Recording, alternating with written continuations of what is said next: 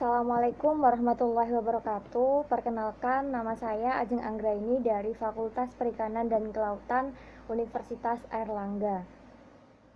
Di sini saya akan mencoba mereview materi dari pertemuan pertama hingga pertemuan terakhir sebagai tugas akhir parasitologi ikan. Parasitologi ikan itu apa sih? Parasitologi itu merupakan salah satu ilmu cabang biologi yang mempelajari tentang organisme parasit.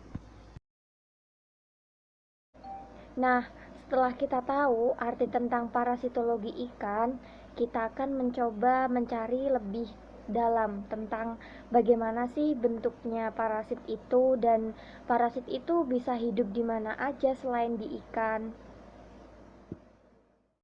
Berikut adalah contoh parasit protozoa seperti spesies Trichodina sp, Ichthyopterus multifilis, dan Cryptocaryon irritans.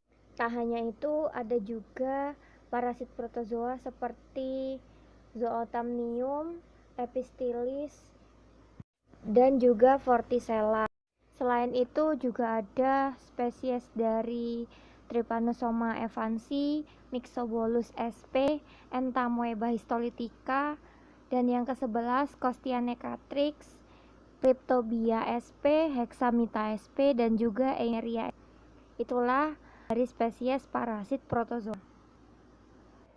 Nah, itulah tadi beberapa spesies yang pernah kita pelajari pada saat praktikum pertama hingga terakhir.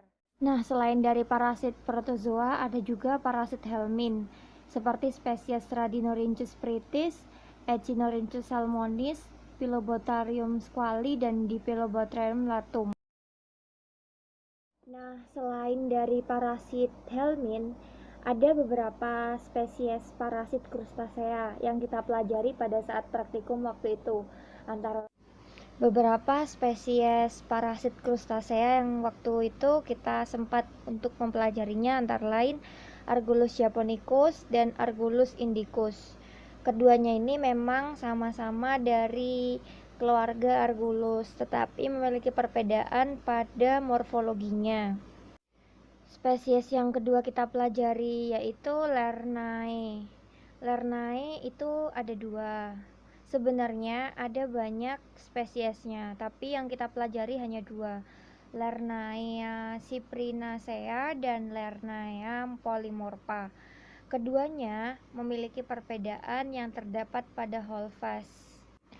Ada hohlfas yang bercabang dua, ada yang pendek dan ada yang runcing, dan juga ada yang cabangnya 4. Semua itu tergantung dari spesies Lernaea. Selain itu, pada pertemuan terakhir kita mempelajari tentang Ergacillus sp, ada juga Caligus sp. Selain itu juga ada Octolasmis anguallata dan Cimotoa exigua. Cimotoa exigua ini biasanya ditemukan di dalam mulut ikan. Selain kita belajar tentang spesies dari parasit, kita juga belajar tentang siklus hidup dari parasit itu sendiri. Selain itu juga kita belajar tentang inang yang ditempeli untuk parasit tersebut. Nah, dengan adanya praktikum parasitologi ikan, kita dapat mengetahui bagaimana bentuknya parasit dan bagaimana pembagian parasit dan bagaimana siklus hidup dari parasit itu sendiri.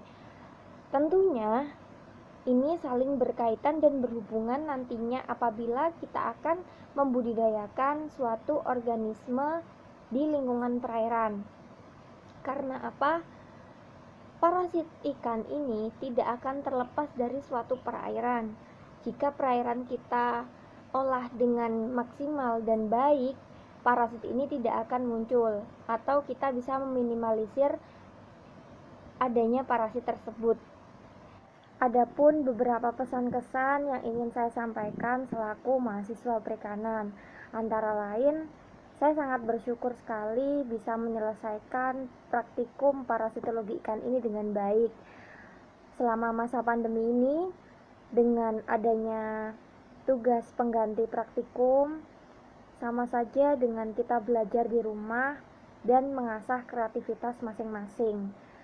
Dengan adanya tugas seperti poster, seperti pembuatan video, dan lain sebagainya itu juga membantu mahasiswa meningkatkan kreativitas di tengah masa pandemi ini. Terima kasih kepada para dosen praktikum parasitologi ikan yang selalu memberikan inovasi dari pembuatan soal ataupun penugasan selama masa pandemi. Sekian yang bisa saya sampaikan. Kurang lebihnya mohon maaf apabila ada salah kata dalam penyampaian informasi melalui video ini. Tetap semangat dalam belajar dan wassalamualaikum warahmatullahi wabarakatuh. Sampai jumpa.